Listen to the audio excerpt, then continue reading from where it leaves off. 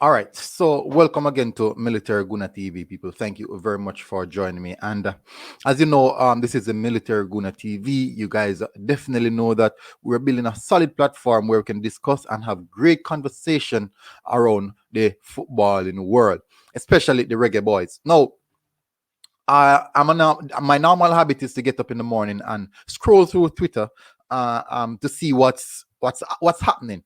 And when I was going through Twitter, I saw this post from Reggae Boys, the Reggae Boys Central, and I'm like Ben Godfrey. I saw the name Ben Godfrey, and I was from Yorkshire, UK. And definitely you see from I saw the JFF being tagged in it, and then I saw Jamaica in the title as well. It means that something is definitely wrong. So I went on and read a bit into the article, and I was really disappointed in what was being said in the article about the JFF. It's not disappointed about the people, the Yorkshire, the writer is slamming JFF. I'm disappointed the JFF is in how they go about doing their business. Now, I'm going to go straight into some of the details of the article, but people, please smash that like button and subscribe to the channel, and let's build this let's build this platform into the military squad. And we are trying to grow on a vast scale. But anyways, people, what's happening in the world of football today, especially in the JFF, is a lot of incompetence. And that is the reason why I also would highlight a bit of Kido Hart, Tyreek Mitchell, and also Rico, because it's imperative that these are young players. These are quality young players that we're speaking about here. Recently, I did a squad building where I covered those three players.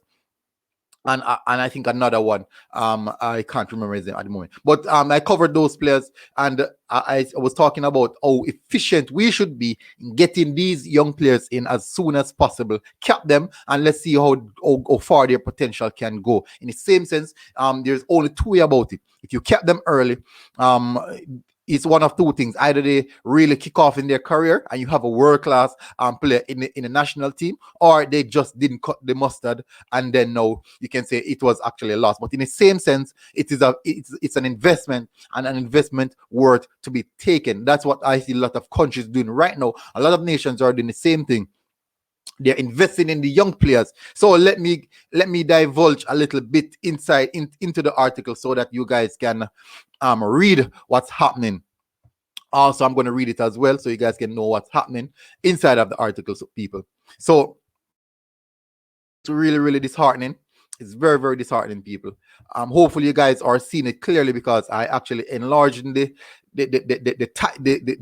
context, the front, to ensure that you guys get a better view of what's happening. So let me read through it for you guys, so you guys can know what's really going on with the JFF and this has been a long thing now. It's not anything recent. It's not anything recent.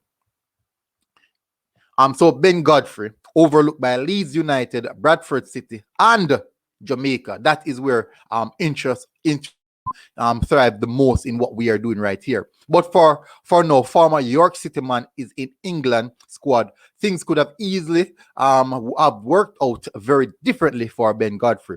Ben Godfrey left playing for hometown York City in a Football League trophy match with Barnsley in 2015.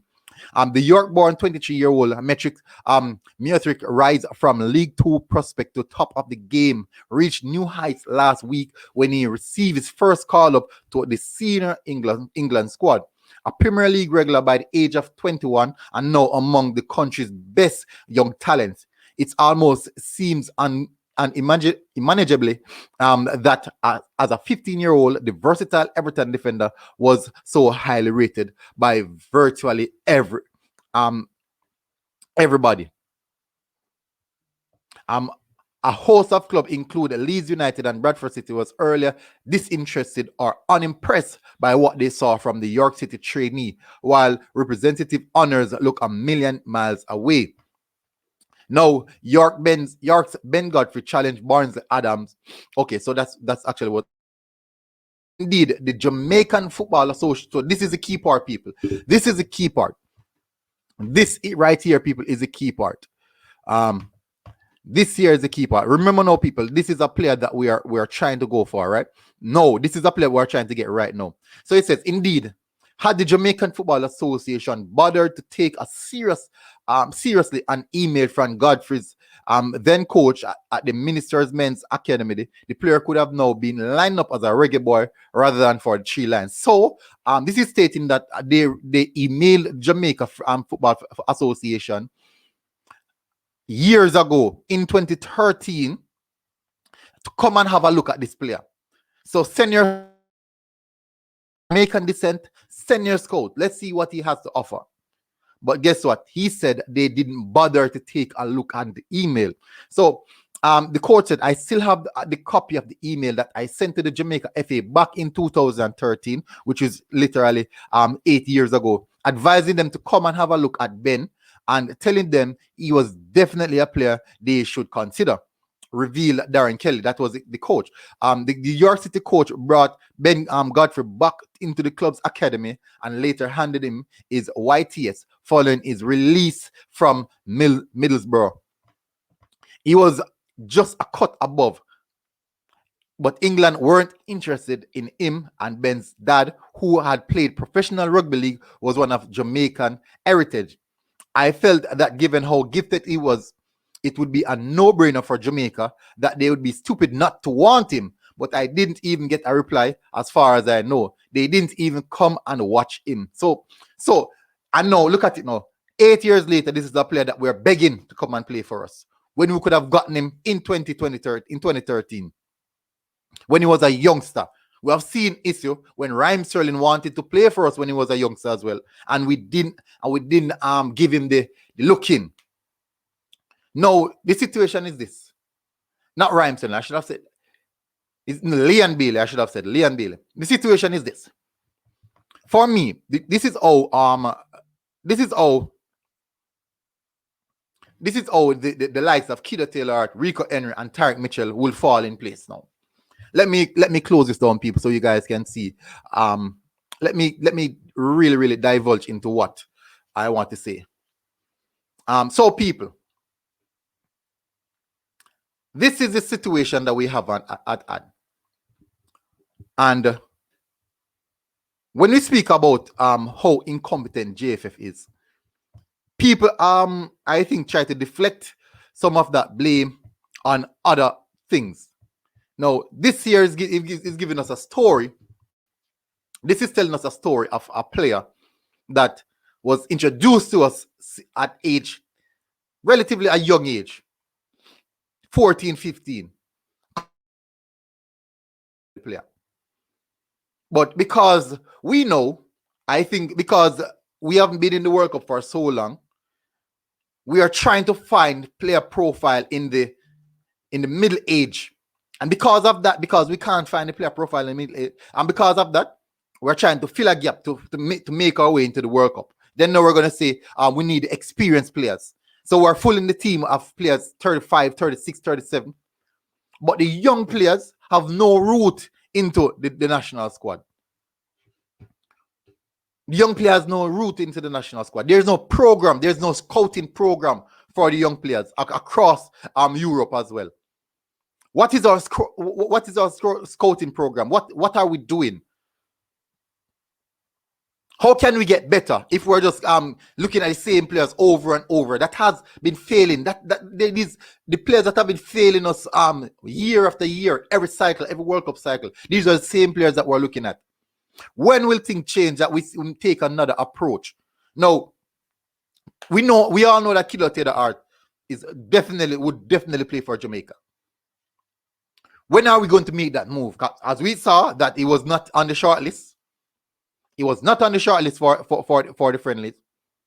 Kido is actually not playing any football at this moment because the season is over. Yes, he's training, but the season's over. Maybe he's on vacation right now. This is the time where Kido Hart, Tyreek Mitchell, Rico Henry should be contacted and say, I know you guys have a long season ahead. Let's see what you guys have to offer. Contact these guys. Let's know what's happening. Let's definitely know what's happening. If you have contacted these guys and they turned it down, there's no shame in that. There's no shame in that. Don't think it's embarrassing to contact these guys, these youngsters, and they are waiting to see what their future is like. There's no shame in that. Other countries are doing. Football clubs are doing it.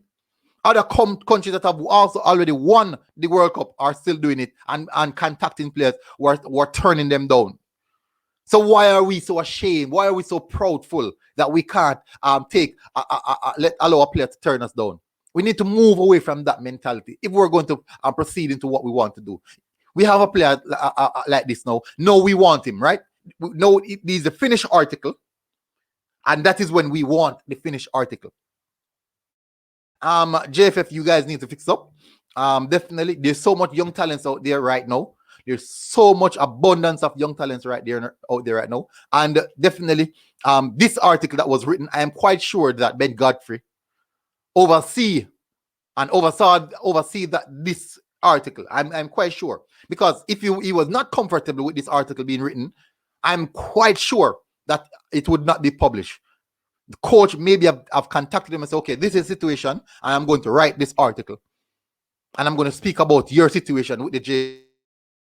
And it's okay with it. So the chances of us getting Ben Godfrey, I can tell you, are now more slim than any other, than whenever we thought it was. But people, this is the situation, and this is what's happening in JFF. This is the reason why we can't move forward. Because we're now looking at finished players rather than looking at the players before they hit the heights of their potential. If you cap these players at their young age, there's no loss. There's no big loss. But when you don't cap them, that's a massive, massive loss. And your email, do you know how I know that JFF don't answer email? Because I have emailed them. JFF don't answer email. JFF don't even reply to email. I'm not sure if they even see the emails. But big up people, Military Guna TV. If you put in your comments, what are your thoughts about this situation? What do you think JFF should do moving forward in regards to the younger players across Europe? But it's a big one, people, and I definitely am disappointed. But people, smash the like button. Military Guna TV, people. I am out. I'm so frustrated, man. So